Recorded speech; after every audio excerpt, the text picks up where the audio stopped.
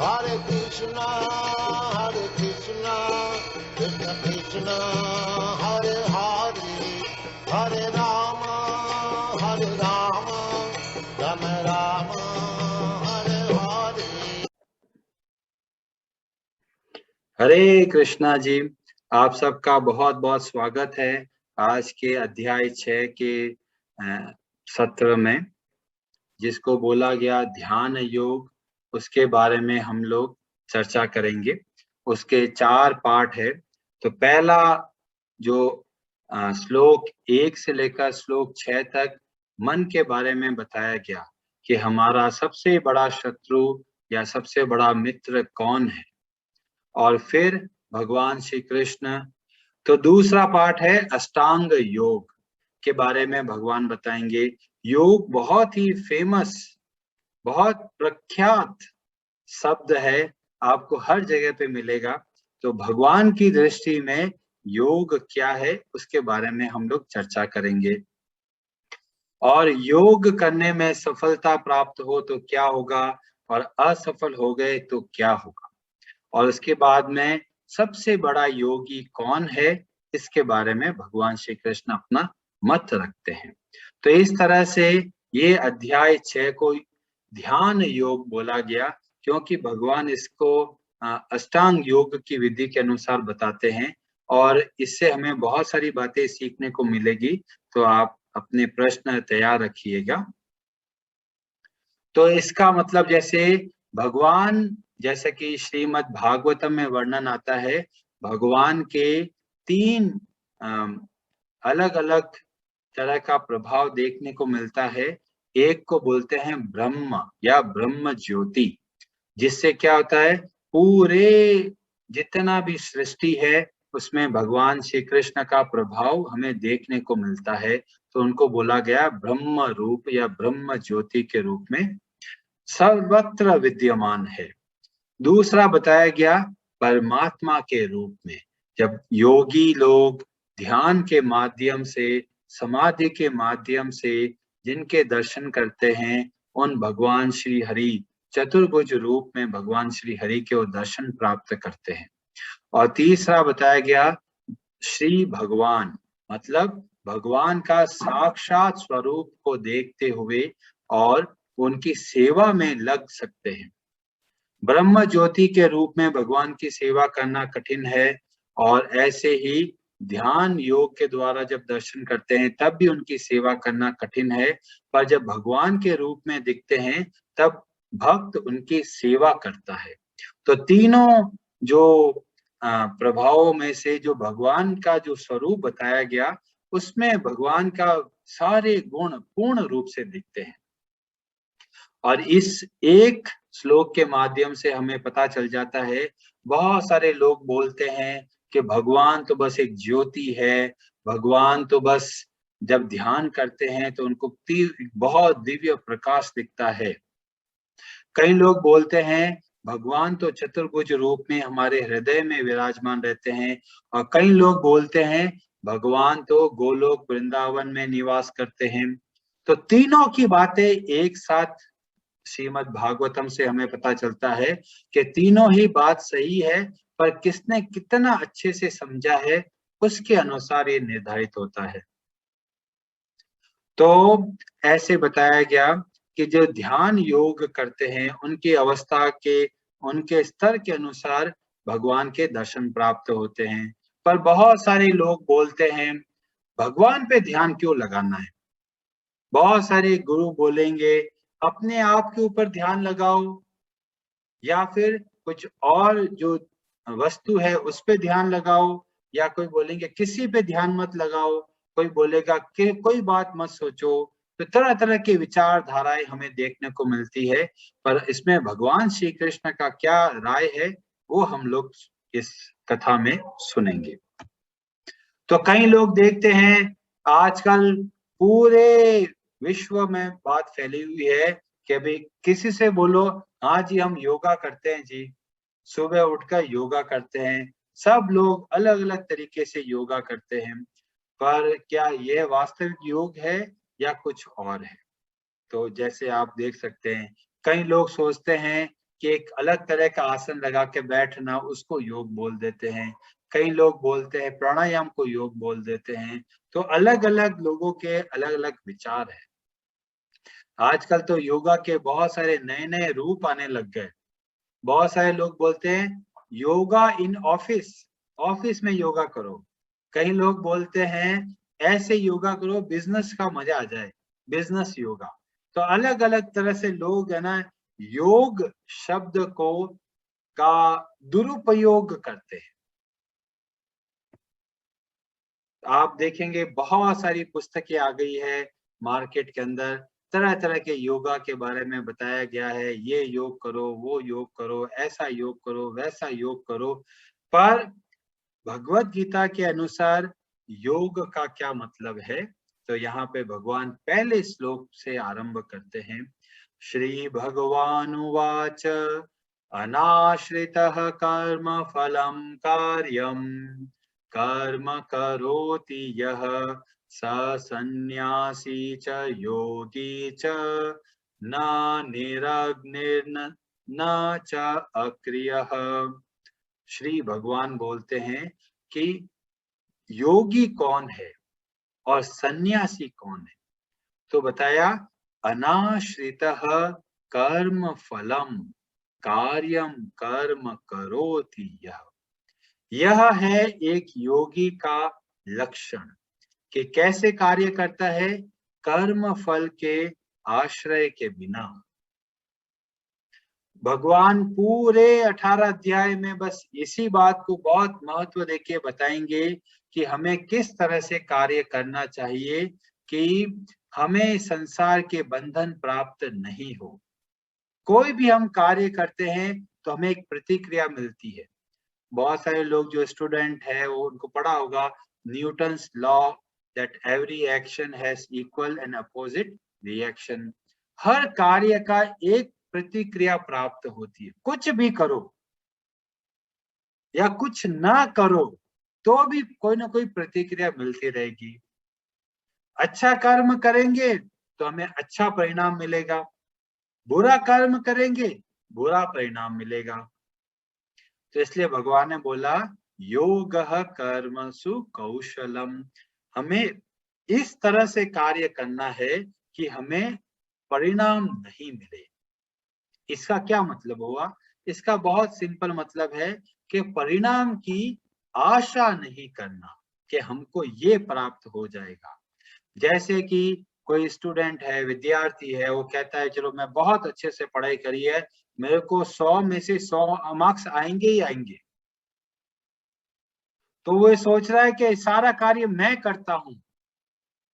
जब इस तरह से सोचता है और 100 में से अगर सपोज उसके 98 आ गए मार्क्स, तो क्या होगा? बड़ा गुस्सा आने लग जाए, चिढ़ जाएगा। अरे मैंने तो 100 का सोचा था, मेरे तो इतने ही आए। तो हम लोग क्या भूल जाते हैं कि वास्तव में कि कर्म का जो परिणाम है बहुत सारी चीजों पर आश्रित है। ऐसा नहीं है कि हमारे पर ही आश्रित है। एक छोटा सा बच्चा और उसके पिताजी दोनों ट्रेन में बैठे एक जगह से दूसरी जगह जाने की तैयारी कर रहे हैं। अभी कोच में बैठे हैं, ट्रेन का टाइम नहीं हुआ तो ट्रेन वहीं पे स्टेशन पे रुकी हुई है। बच्चा बोलता है कि पिताजी ये ट्रेन चल क्यों नहीं रही है? तो पिताजी बोलते हैं अरे बेटा ट्रेन कब चलेगी जब तुम धक्का लगाओगे, बिना धक्का लगाए कोई ट्रेन चलती है क्या? बच्चे को लगता है बात तो सही है।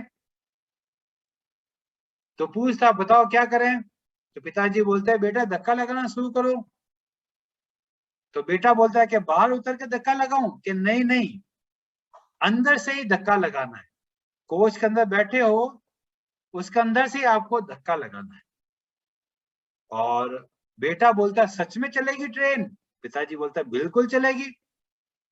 और तैयार हो जाता है बच्चा धक्का लगाने के लिए। ट्रेन के अंदर बैठा है, धक्का लगाने की तैयारी कर रहा है और बच्चा जोर लगा रहा है। पिताजी बोलता है रुको रुको, अभी जोर मत लगाओ, जब मैं बोलता हूं तब जोर लगाना। क्या ठीक है? बच्चा तैयार है, पिताजी वो आवाज सुनते हैं, सीटी बजती है रेल की कि हाँ अभी रेल चालू होने वाली है, पिताजी बोलते हैं बेटा जोर लगाओ, और बच्चा धक्का लगाता है और उसको लगता है अरे ये तो ट्रेन चल रही है, वाह ये मेरा देखो मेहनत है जिसकी वजह से ट्रेन चल रही है। पर वास्तव में ट्रेन कैसे चली है? वो अपने निर्धारित कार्यक्रम के अनुसार चल रही है। हम लोग भी यही गलती करते हैं। हम लोग सोचते हैं मैं मेहनत करता हूँ, मैं पढ़ाई करता हूँ तो मेरे को ये चाहिए, मैं मेहनत करता हूँ, पैसा कमाता हूँ, परिवार चलाता हूँ, भगवान की क्या आवश्यकता है? पर वास्तव में जो कार्य पूर्ण हो रहा है, कर्म जो फल प्राप्त होता है, वो भगवान के देख रेख में होता है। तो हमें क्या होना चाहिए? विनम्र बनना चाहिए, प्रयत्न हमारा पूरा होना चाहिए, ऐसा नहीं कि ढीला ढाला काम करना है। अर्जुन और शिखंडी जब भीष्म पितामह के साथ युद्ध करते हैं तो भीष्म पितामह बोलते हैं कि जब शिखंडी बाण चलाता है तो मेरे शरीर के अंदर जाता ही नहीं बाण, भीष्म पितामह, और जब अर्जुन बाण चलाता है तो मेरे पूरे शरीर के अंदर चला जाता है और इतना तीव्र गति से आता है कि मेरा रथ हिल जाता है।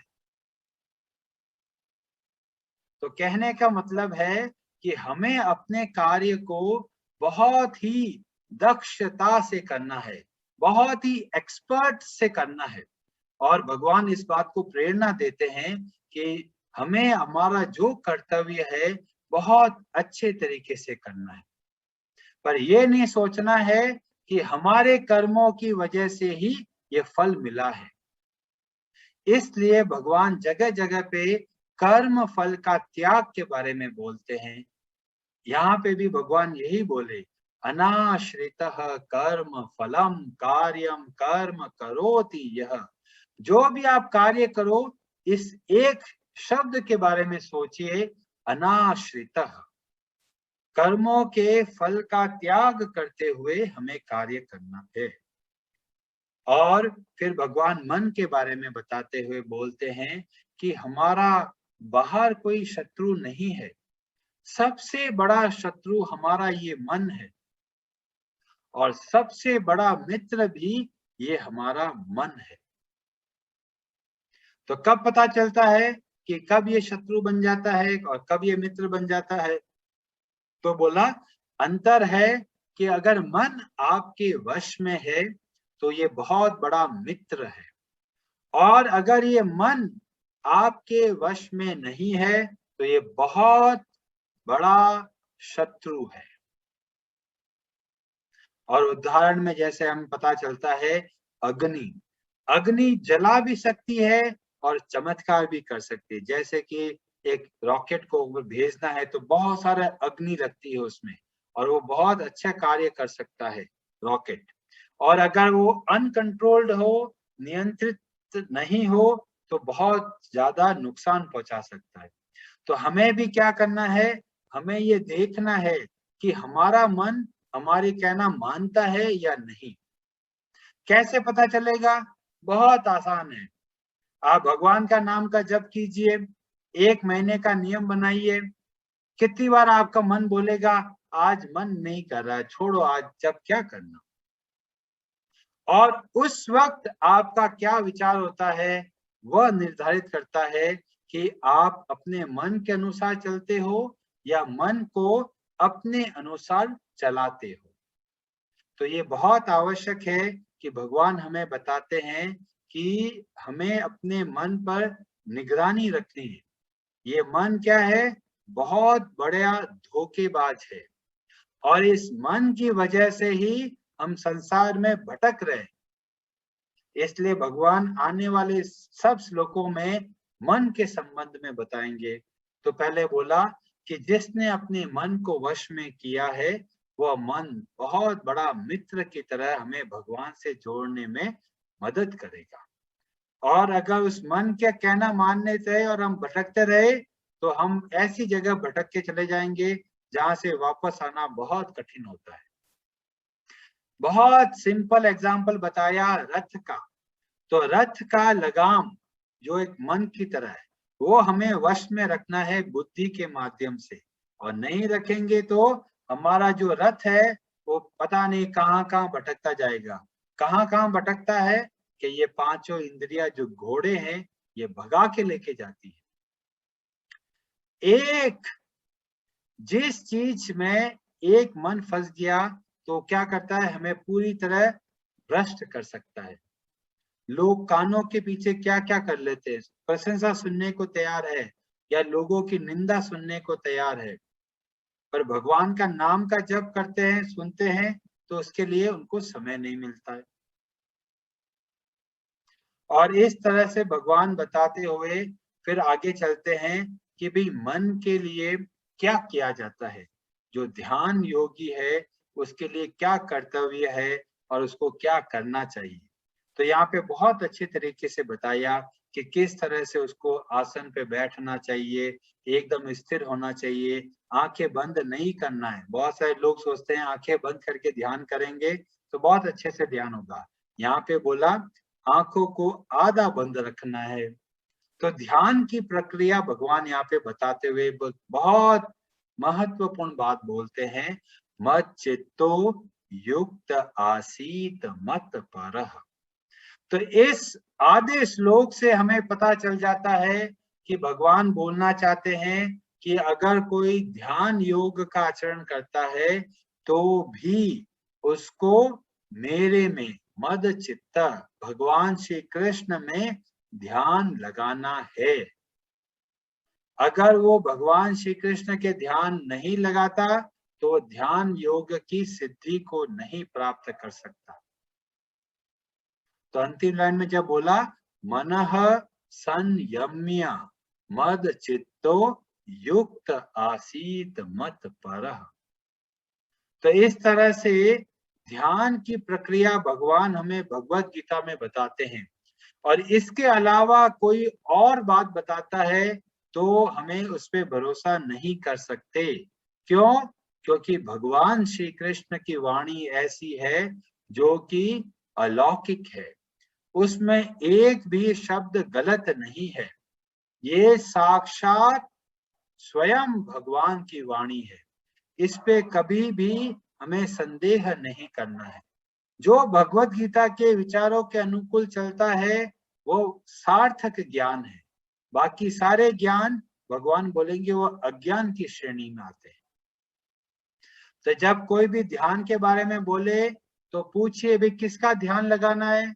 अगर वो बोलता है किसी का भी ध्यान लगा दो तो मतलब उसने भगवत गीता अच्छे से नहीं पढ़ी है। यहाँ पर भगवान बहुत ही स्पष्ट शब्दों में बोलते हैं अगर ध्यान लगाना है तो मुझ में, भगवान श्री कृष्ण में ध्यान लगाना है। और इस तरह से भगवान सारे अंगों के बारे में बताते हैं। हम जब योग के बारे में जैसे बोलते हैं, योग का सामान्य मतलब होता है जोड़ना। किससे किसको जोड़ना है? आत्मा को परमात्मा से जोड़ना है, जीव को भगवान से जोड़ना है।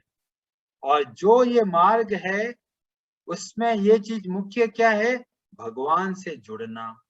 तो अगर कोई योग आपको भगवान से जोड़ने में मदद करे तो ही वह योग कहलाएगा, अन्यथा वो एक तरह की सांसारिक प्रक्रिया है।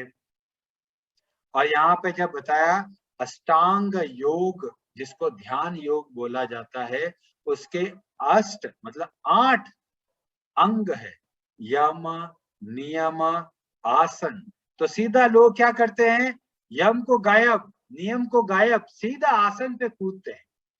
आज ये आसन किया, आज ये आसन किया, ये आसन कर लिया, फिर थोड़ा बहुत आगे बढ़े, प्राणायाम में जाके फंस गए, तरह तरह के प्राणायाम किया। तो बोलते हैं सब लोग आसन और प्राणायाम को ही योग समझ के बैठे हैं, पर वास्तव में क्या है? प्राणायाम के बाद में प्रत्याहार, धारणा, ध्यान और फिर समाधि आती है। और इस बात का ध्यान रखना कि इन सब का मूल किसका है? मद चित्तः, भगवान का स्मरण करते हुए करना है।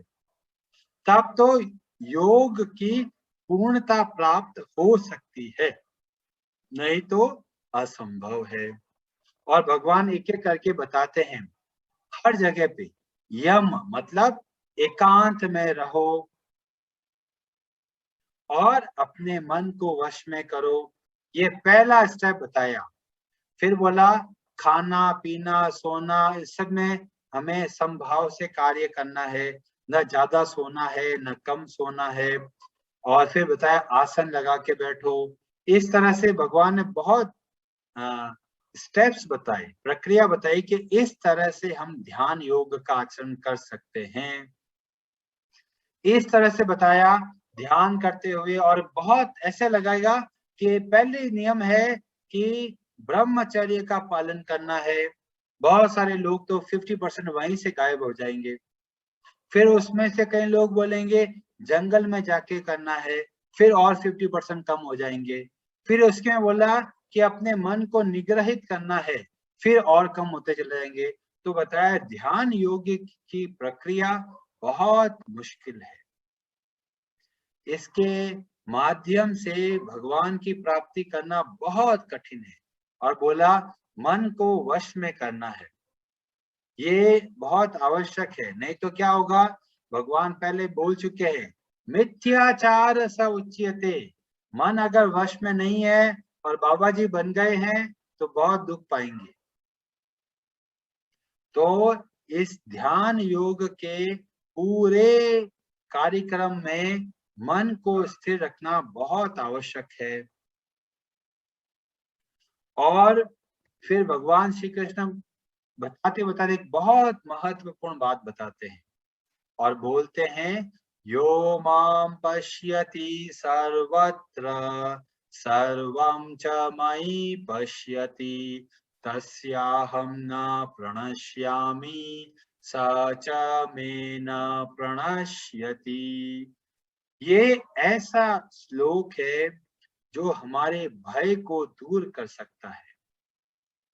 बहुत महत्वपूर्ण श्लोक है जिसमें भगवान बोलते हैं जो मुझे सर्वत्र देखता है और सब कुछ मुझ में देखता है उसके लिए मैं कभी अदृश्य नहीं होता और वह मेरे लिए अदृश्य नहीं होता।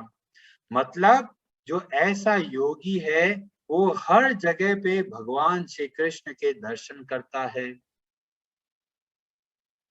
तो बोले कोई उदाहरण है हमारे पास? कि बहुत सारे उदाहरण हैं। जैसे कि प्रहलाद जो हर जगह पे भगवान को देखते थे। जब हिरण्यकश्यपु उनके पिता पूछते हैं कि भगवान इस खंबे में है, कि हाँ इस खंबे में भी है और मुझे दिख भी रहे हैं। तो ये भक्ति मार्ग से हमें क्या होता है, ऐसी आंखें मिलती है जिससे हम भगवान को देख सकते हैं। ब्रह्म संहिता में बहुत सुंदर श्लोक से हमें पता चलता है प्रेमांजन चोरित भक्ति विलोचनेन सन्तः सदैव हृदयेषु विलोकयन्ति यम श्याम सुंदरम अचिन्त्य गुणस्वरूपम गोविंदमादि पुरुषम तमहं भजामि। तो इस श्लोक से पता चलता है संतः सदैव हृदयेषु विलोकयन्ति। भगवान को देखते हैं सदैव। कैसे देखते हैं? प्रेमांजन चोरित, आंखों में प्रेम का अंजन लगाने से हमें भगवान साक्षात दिखते हैं। अभी हमें नहीं दिखेंगे पर हम ये मान सकते हैं हर क्षण हर जगह पर और हर वक्त भगवान श्री कृष्ण हमारे सामने है, हमारे साथ है। इस बारे में एक बहुत सुंदर कथा है जो महाराष्ट्र के एक संत हुए नामदेव जी, 1300 एडी में हुए, 1300-1400 के आसपास। ये पंढरपुर में विठल भगवान श्री कृष्ण के बहुत बड़े भक्त थे और निरंतर भगवान का नाम का जप करते थे। ये ऐसे उच्च कोटि के भक्त थे जिनको हर वक्त भगवान श्री कृष्ण के दर्शन होते थे। एक समय ये भगवान का कीर्तन करते करते एक गांव में पहुंचे और गांव के बाहर एक खंडहर था। उस खंडहर में वहां बैठ गए। खंडहर मतलब कोई पुराना बिल्डिंग, टूटी फूटी बिल्डिंग। वहां बैठ गए और शाम होती के रात को यहीं बैठते हैं। थोड़ा सा चंद्रमा की किरणें पड़ रही थी, आराम से बैठे थे और भगवान का भजन कर रहे थे और बड़े प्रेम से भगवान का भजन करते हुए गा रहे थे, श्री कृष्ण गोविंद हरे मुरारे, हे नाथ नारायण वासुदेव। बहुत सुंदर तरीके से नामदेव जी भगवान का गुणगान कर रहे थे। और आधी रात को अचानक थोड़ी आवाज भारी आने लगी पीछे से, और पीछे धम धम धम ऐसा लगा कोई चल रहा है। इतना घनघोर अंधेरी रात में जहाँ थोड़ी सी रोशनी आ रही थी, और नामदेव जी कैसे हैं, उनको सुनाई दे रहा है कि कोई पीछे से आ रहा है, धम धम धम करता हुआ। और नामदेव जी भगवान का कीर्तन कर रहे हैं। वास्तव में ऐसा लगा कि पीछे कोई खड़ा है और गरम सांसें आ रही है। और नामदेव जी मुड़कर देखते हैं तो क्या दिखता है, एक भयानक ब्रह्म राक्षस, बहुत ही भयंकर, बड़ा ही विकराल रूप एक ब्रह्म राक्षस उस खंडहर में रहता था, और जो भी वहां आता था उन सबको मार के खा जाता था। ये मैं कोई हजारों साल पुरानी बात नहीं कर रहा हूं, नामदेव जी के समय की बात कर रहा हूं। बड़ा भयानक ब्रह्म राक्षस नामदेव जी के सामने। अब एक क्षण के लिए आप सोचिए, पहली बात आप सोचिए, आप भगवान का कीर्तन कर रहे हो और पीछे से कोई चलने की आवाज आए, छम छम छम छम, क्या होगा मन की स्थिति। बहुत कठिन है भगवान का नाम का जप करने में जब कोई ऐसी अवस्था प्राप्त हो जाए। पर नामदेव जी विचलित नहीं हुए, यहां तक कि पीछे से गर्म हवा आ रही है सांसों की, और फिर भी भगवान का नाम नहीं छोड़ा। ना उनके मन में भय आया। कितने लोग होंगे ऐसे जो भगवान का कीर्तन कर रहे हैं और पीछे उनको लग रहा कोई भयानक वस्तु है, जैसे सांप आ गया है। क्या हम भगवान पर ध्यान लगा पाएंगे? बहुत कठिन है। तो यहां से हमें पता चलता है कि भक्ति के अंदर कितनी शक्ति है। अच्छे अच्छे लोग तो बेहोश हो जाते हैं, पर नामदेव जी क्या कर रहे हैं, जैसे ही सामने ब्रह्म राक्षस देखा, तुरंत दंडवत प्रणाम किया और प्रार्थना करी। क्या प्रार्थना करी? भले पधारे लंबक नाथ, धरणी पाव स्वर्ग लो माथो, जोजन भर के लांबे हाथ, शिव सनकादिक पार न पावे, अनगिन साज सजाए साथ, नाम देव के तुम ही स्वामी, कीजिए प्रभु जी मोहि सनाथ। नामदेव जी के सामने ब्रह्म राक्षस खड़ा है, पर नामदेव जी को क्या दिख रहे हैं? भगवान श्री कृष्ण दिख रहे हैं। और तुरंत दंडवत प्रणाम किया कि भगवान आज आपने ये क्या अद्भुत रूप धारण करके पधारे हो। जैसे ही दंडवत किया, भगवान श्री कृष्ण प्रकट हो गए उस ब्रह्म राक्षस के हृदय से। तुरंत ब्रह्म राक्षस का उद्धार हो गया और भगवान श्री कृष्ण सामने खड़े थे। यह बात तो भगवान श्री कृष्ण यहाँ पे बोल रहे हैं, यो माम पश्यति सर्वत्र सर्वम च मयि पश्यति। जब भी आपको कभी किसी बात का डर लगे तो इस श्लोक को याद कीजिए कि भगवान हमारे पास में है, हमारे साथ में है, तो आपको कभी अंधेरे में डर नहीं लगेगा, आपको परिस्थिति को देख के डर नहीं लगेगा। और भक्तों के चरित्र से हमें पता चलता है, जब हम भगवान की भक्ति करते हैं तो हमारे मन में बहुत शक्ति प्राप्त होती है। अन्यथा बड़े बड़े लोग ऐसी अवस्था में या तो सीधा ऊपर चले जाते हैं, या बेहोश हो जाते हैं, या कुछ ना कुछ तो अवश्य हो जाएगा। खंडर में आधी रात में कोई भयानक वस्तु सामने आ जाए तो बहुत मुश्किल है संभालना। इसीलिए जब हम भगवान श्री कृष्ण की भक्ति करते हैं तो हमारे पास एक अद्भुत गुण आता है जिसको बोलते हैं अभय। पूरे ब्रह्मांड में किसी का भय नहीं लगेगा। जितना हम पूर्ण श्रद्धा से भगवान के नाम का जप करते हैं तो हमें इस तरह से कभी भी किसी प्रकार का भय उत्पन्न नहीं होगा। तो भगवान श्री कृष्ण ने बहुत अच्छे तरीके से ध्यान योग की प्रक्रिया बताई, और जैसे जैसे भगवान बताते जा रहे थे अर्जुन ने सोचा जी ये तो मेरे बस का नहीं है। अर्जुन ने हाथ खड़े कर दिए, भगवान आप तो बोल रहे हो मन को वश में करो, यही तो सबसे बड़ा दिक्कत है, मन कोई तो वश में नहीं होता। और यही बात को हमें सोचना चाहिए, क्या हम वास्तव में ऐसे ध्यान योग के लिए तैयार हैं? पहला ही बोल दिया ब्रह्मचर्य का पालन करो, मन को स्थिर करो, फिर जंगल में जाओ और फिर ध्यान के माध्यम से प्रयत्न करो। तो अर्जुन ने बोला भाई हमसे तो पॉसिबल नहीं है। और तुरंत अर्जुन प्रश्न कर देते हैं। देखिए अर्जुन बहुत सावधानी से भगवान की हर बात सुन रहा है, ऐसा नहीं लास्ट में प्रश्न करेंगे। जैसे ही भगवान ने बोला तुरंत अर्जुन का प्रश्न तैयार है। और बहुत महत्वपूर्ण बात बोली कि भगवान आपने जो बताया बहुत अच्छे से बताया, पर मुझे लगता है मेरे लिए प्रैक्टिकल नहीं है। क्यों?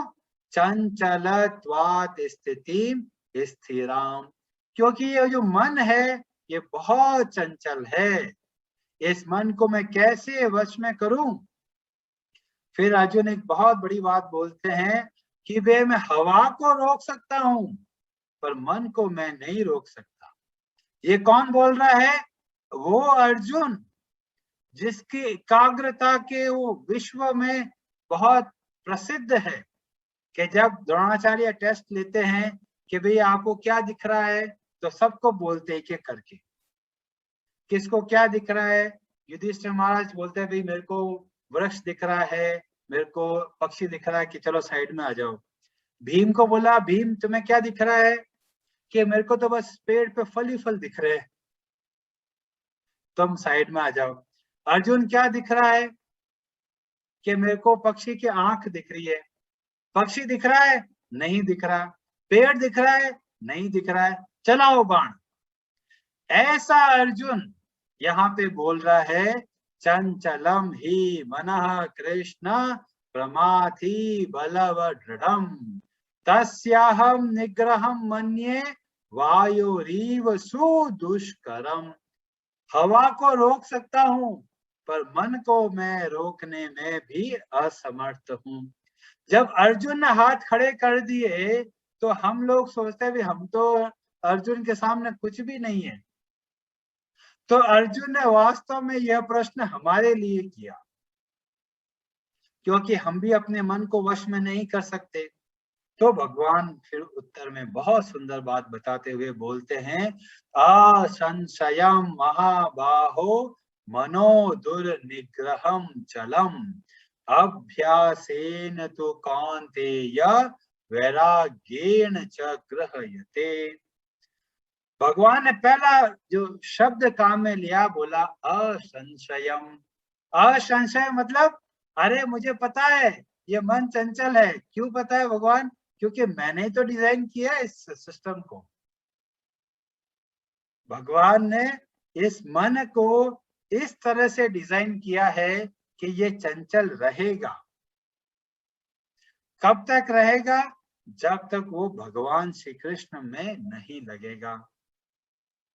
ये भगवान श्री कृष्ण का एजेंट है जो हमारे संसार में हमारे साथ चल रहा है। जब जब हम संसार में भटकेंगे तो हमारा ये मन हमको और धोखा देगा, और जैसे ही हम भगवान की तरफ मुड़ेंगे हमारा ये मित्र बन जाएगा। तो भगवान ने बहुत सुंदर शब्दों में बोला, असंशयम महाबाहो, क्योंकि ये मन का डिजाइन मैंने किया है। इस मन की वजह से ही तुम वापस मेरे पास आओगे। ये जीपीएस सिस्टम लगा के बैठा है भगवान। फिर क्या करे, इस मन को कैसे वश में लेकर आए? तो भगवान ने 2 उपाय बताए। अभ्यासेन, अभ्यास करो। किसका अभ्यास करें? भक्ति का। कैसे अभ्यास करें? भगवान के नाम का जप करना आरंभ करें, भगवान की कथा सुनने आरंभ करें। तो इस तरह से भक्ति के लिए अभ्यास करें। हर रोज नियमित रूप से भगवान का नाम का जप करना, ये अभ्यास कहलाएगा। और वैराग्य, किससे वैराग्य? उन सभी से वैराग्य जिससे से हमारी भक्ति को ठेस पहुंचती हो।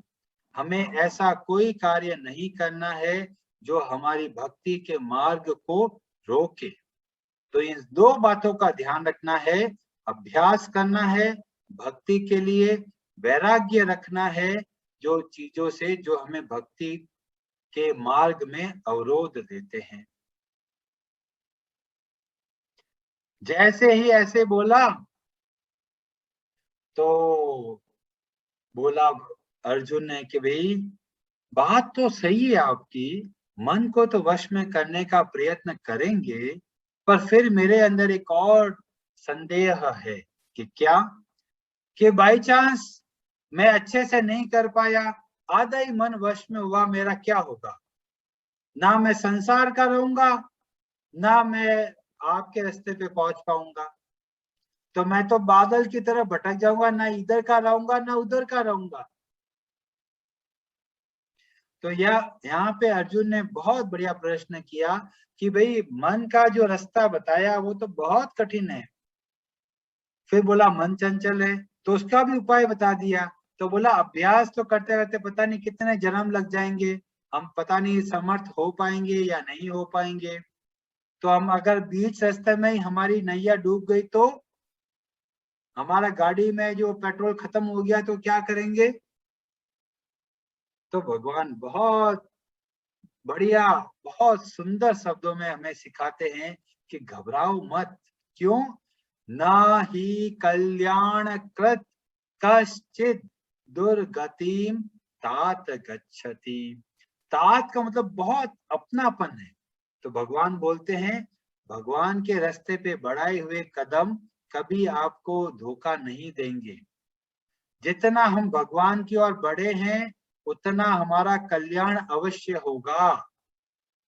तो आप ये चिंता मत कीजिए, मैं भगवान का नाम का जप कर रहा हूँ पर मेरा मन तो दुनिया जहान में घूम के आ जाता है। कभी वो स्विट्जरलैंड चला जाता है, कभी वो अमेरिका चला जाता है, कभी यूरोप में घूमता रहता है, कभी यहाँ कभी वहां भटक रहा है। तो भगवान बोलते चिंता मत करो, कल्याण के रास्ते पे आगे बढ़ रहे हो। भगवान के लिए जब आप कार्य करते हो तो उनकी कभी भी दुर्गति नहीं होती। ये श्लोक हमें बहुत प्रेरणा देता है और हमें बताता है कि हमें जब हमें पता चले तब से ही भगवान की भक्ति आरंभ कर देनी चाहिए। और भगवान की भक्ति के लिए क्या थोड़ा भी प्रयत्न कभी भी गलत हम परिणाम नहीं देगा। और फिर भगवान बोलते हैं कि चलो ठीक है, सिद्धि प्राप्त नहीं हुई, योग में सफल नहीं हुए तो क्या होगा? और आधे रास्ते में पेट्रोल खत्म हो गया तो क्या होगा? भगवान बोलते हैं वापस अवसर मिलेगा, और जहां गाड़ी रुकी थी वहीं से आरंभ होगी। कोई लोग बोलते हैं जी मैंने पीएचडी कर ली है, डबल पीएचडी कर ली है, और उनका पेट्रोल खत्म हो गया, मतलब राम नाम सत्य हो गया, अगला जन्म मिला तो वो ये नहीं कह सकता अभी मैंने पीएचडी कर लिया अब मैं और पीएचडी नहीं करूंगा। वो अगले जन्म में आकर वापस ए फॉर एप्पल बोलेगा। पर जब भगवान की भक्ति करते हैं तो अगर हम ए से स्टार्ट करके एम तक खत्म हो गए तो कोई चिंता नहीं, अगले जन्म में हम एम से ही आरंभ करेंगे। तो इसलिए बोला भगवान के लिए किया गया थोड़ा भी प्रयत्न कभी भी नष्ट नहीं होगा, वो हमें लाभ देगा। और हमें देखने को मिलता है कि जो बूढ़े लोग हैं वो भगवान से जुड़े, उनके प्राण खत्म हो गए, अगला जन्म हुआ, छोटे छोटी आयु से ही भगवान का भजन करने लग गए। आप लोग देखेंगे ऐसे परिवार में उनका जन्म होता है जो बहुत छोटी आयु से ही भगवान का नाम का जप करने लग जाते हैं। तो ये बोलते हैं ये सब पिछले जन्म में जो योग में अधूरे रह गए वो इस जन्म में फिर पूरा करते हैं। तो बोला शुचि नाम श्रीमताम गेहे योग भ्रष्टो अभिजायते। तो बोला दो तरह का जन्म मिलता है कि पहला जन्म तो कहाँ मिलेगा कि जो बहुत अमीर व्यक्ति होते हैं जिनके घर में बहुत सुख सुविधाएं होती है वहां पर जन्म लेते हैं, या फिर किसी भक्त के घर में जन्म लेते हैं। तो अगर आप लोगों ने किसी भक्त के घर में जन्म लिया है तो बहुत पुण्य कमाया है, पिछले जन्म में आपने बहुत भगवान की भक्ति करी है, जो ऐसा जन्म मिला है कि जीवन में सुख सुविधा है, या फिर भगवान के भक्त के घर में जन्म मिला है। और भगवान ने बोला ऐसा जन्म भी बहुत दुर्लभ है, सबको ऐसी जगह पे जन्म नहीं मिलता। तो अगर आपके माता पिता आपको भक्ति का मार्ग सिखा रहे हैं तो आपके लिए बहुत बड़ा ये जो आशीर्वाद मिला है, ये आपके पुराने अच्छे कर्मों की वजह से मिला है। तो आप अपने माता पिता की बहुत अच्छे से सेवा कीजिए जो आपको भगवान के मार्ग का रास्ता बताते हैं, क्योंकि ऐसा जो पुण्य है ये बहुत कम लोगों को प्राप्त होता है जो किसी भक्त के घर में जन्म लेते हैं। कई लोग बोलते हैं जी हमारे तो माता पिता ने भी भक्ति नहीं करी, हमने ही अभी आरंभ किया है। तो कहते हैं आपके परिवार का उद्धार आपसे आरंभ होगा। तो जो भी भगवान से जुड़े हैं उन सब क्या बहुत पुण्य कमाया है, तब जाके ऐसी भगवत गीता के सुनने के लिए उनके कान खुले हुए हैं। इतने लोग हैं जगह जगह पे फंसे हुए हैं, उसमें से कितने लोग हैं जो भगवान के बारे में सोच रहे हैं? बहुत कम। तो आप सब लोग आप लोग बहुत भाग्यशाली व्यक्तियों की श्रेणी में आते हैं जिन्हें भगवत गीता का अध्ययन करने का अवसर प्राप्त हो रहा है। ये खुद भगवान बोल रहे हैं कि इस तरह का जन्म बहुत दुर्लभ है कि जहां भक्तों के घर में जन्म मिले, भक्तों का संग प्राप्त हो। और फिर भगवान बताते बताते फाइनल शब्दों के पास पहुंचते हैं और बोलते हैं हे अर्जुन तुम योगी बनो, तपस्वी भ्यो अधिको योगी, ज्ञानी भ्योपि मतोधिकः, कर्मी भ्यश्च अधिको योगी, तस्मात् योगी भवार्जुन। भवार्जुन मतलब बनो, मतलब भगवान हम सबको उपदेश देते हुए बोल रहे हैं आप सब योगी बनिए। तो ये तो बहुत डराने वाली बात हो गई। भगवान कह रहे योगी बनो और हम तो बहुत कहाँ हम लोग अब योगी बनेंगे, हमारी तो उम्र हो गई है, बाल भी सफेद हो गए, दांत भी गायब हो गए, अब कहाँ योगी बनेंगे। तो भगवान बताते हैं योगी का मतलब क्या है। और ये श्लोक बहुत महत्वपूर्ण है जहाँ भगवान श्री कृष्ण बोलते हैं योगी नाम अपि सर्वेषां मद्गतेन अंतरात्मना श्रद्धावान भजते यो मां स मे युक्ततमो मतः। बहुत सारे योगियों में सबसे बड़ा योगी वह है जो श्रद्धावान भजते, जो मेरा भजन करता है, जो मेरी भक्ति करता है, वो सबसे बड़ा योगी है। और वही बात भगवान बोल रहे हैं, तस्माद योगिर भव अर्जुन। तो ये भगवान श्री कृष्ण हम सबको उपदेश देते हुए बोल रहे हैं कि आप सब भक्ति कीजिए, भक्ति में आगे बढ़िए, यही सबसे बड़ा योग है। और ये सबसे बड़ा योग होने के साथ में सबसे सरल है। बच्चा, छोटे से छोटा बच्चा भी इस तरह से योगी बन सकता है। और जो बूढ़े व्यक्ति है, जो कहते हैं जी हमारे शरीर में अब जान ही नहीं रही है, कहते हैं वह भी योगी बन सकते हैं। तो भगवान का स्पष्ट शब्दों से पता चलता है कि तुम सब योगी बनो। यहाँ से भगवान श्री कृष्ण पूरे अपने हृदय से बताते हैं अपने बारे में। उससे पहले भगवान थोड़ा संकोच करते हैं,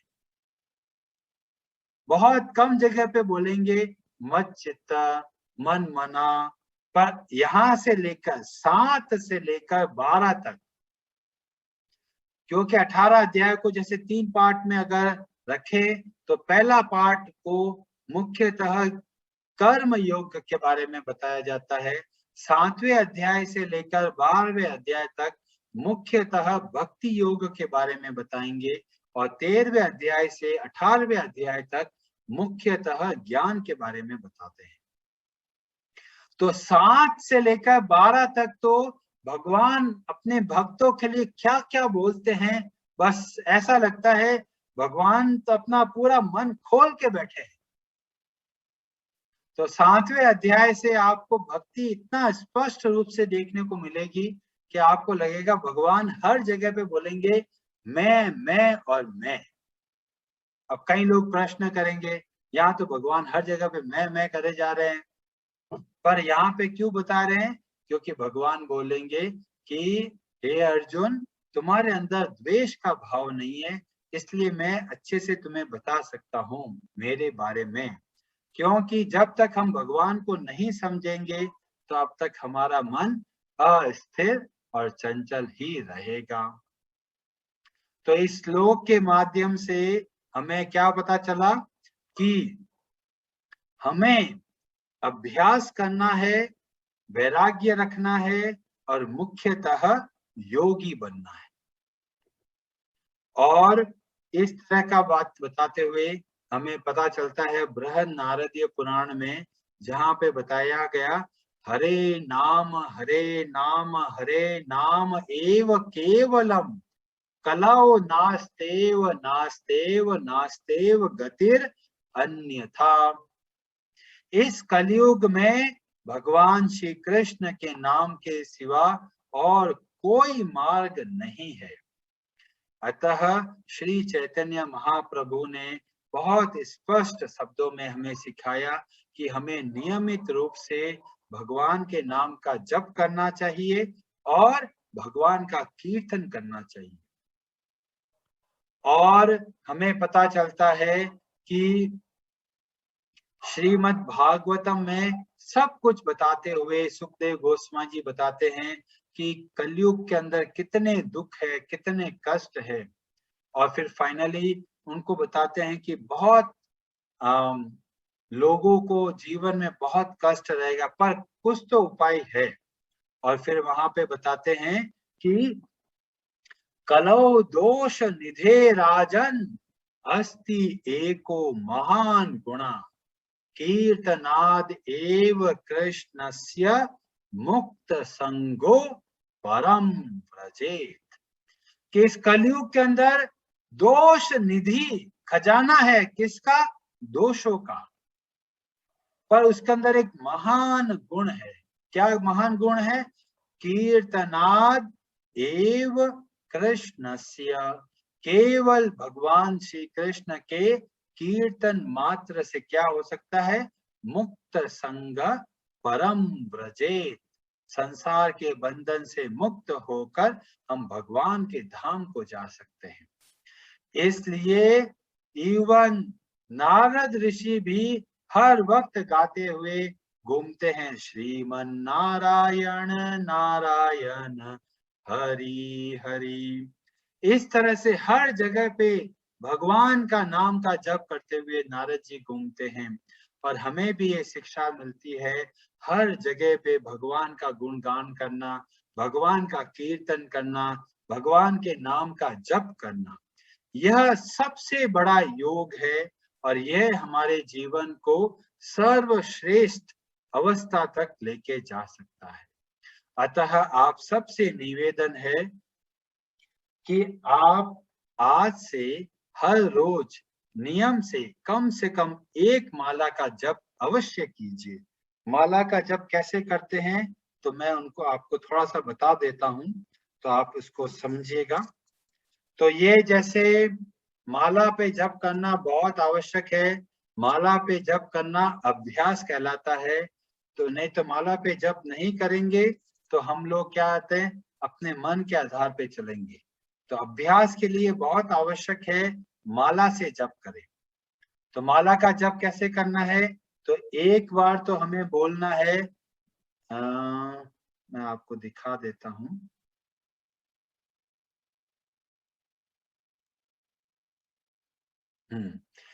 एक बार ये पंच तत्व बोलना है। पंच तत्व बोलते हैं जब हम लोग बोलते हैं जय श्री कृष्ण चैतन्य प्रभु नित्यानंद श्री अद्वैत गदाधर श्रीवासादि गौर भक्त वृंद, ये एक बार बोलना है। और फिर 108 बार मंत्र बोलने के बाद में मणि को आगे खिसकाना है। ये अंगुली को टच नहीं करना है, 3 उंगलियों से पकड़ना है और इस तरह से एक बार मंत्र बोलना है और एक खिसकाना है, एक मंत्र बोलना है और एक खिसकाना है। इस तरह से आप 108 बार भगवान श्री कृष्ण के नाम का जप आरंभ कर सकते हैं। ये हमारे अभ्यास का पाठ बन जाता है। और भगवत गीता को जब हम लोग बोलते हैं कि भाई भगवत गीता एक प्रसादिक ग्रंथ है, इसको जब हम अपने जीवन में उतारते हैं तो हमें बहुत नए नए अनुभव प्राप्त होते हैं। अतः आप लोग नियम बनाइए कि कम से कम 10 मिनट भगवान को नियमित देना है। अगर हमारे जीवन में बदलाव नहीं आएगा तो हम भगवत गीता को अच्छे से नहीं समझे। जब हम भगवत गीता का अध्ययन करना चाहते हैं, समझना चाहते हैं, तो हमारे जीवन में थोड़ा थोड़ा परिवर्तन आवश्यक है। हरे कृष्णा जी।